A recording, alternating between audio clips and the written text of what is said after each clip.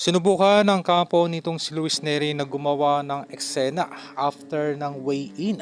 Nagkaroon po ng kaunting tensyon sa pagpili ng gloves. Limitado po yung samples ng gloves na pagpipilian nitong si Cuadro Alas. Usap-usapan, ang nasabing mga brand new gloves ay kinumisyon ng kampo nitong si Luis Neri. Ang mga kilalang brand ang gloves ay nasa bansang Mexico. Sila po ang nagpo-produce ng mga nasabing gloves na ang gagamitin nitong si Luis Neri ay ang customized gloves na may kakaibang texture na mas matibay kumpara sa mga regular gloves ng Clayes. So kung titignan indirectly ay meron pong influence ang kampo nitong si Luis Neri sa pagpili ni Cuadro Alas ng kanyang gloves. Dahil supposedly ang Japan po dapat yung neutral ground magpo-provide ng mga naturang gloves. Ano pa man, mula po sa ating nakuhang impormasyon ay nagawan po ng paraan ng Team Casimero. Ganoon pa man, ito po ay highly confidential at marami pong info. Hindi po pwedeng sabihin ng magkabilang kampo. Ito po ay dahil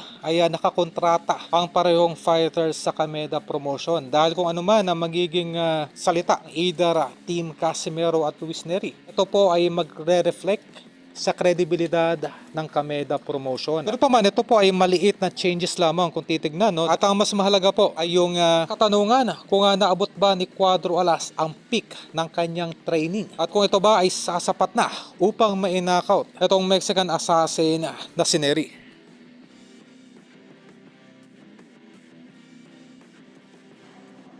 相手は WBC アジアフェザー級の現役チャンピオン4度の防衛に成功しているサタポーン・サークを迎えます。今回は計量に関しても全く問題はありませんでした。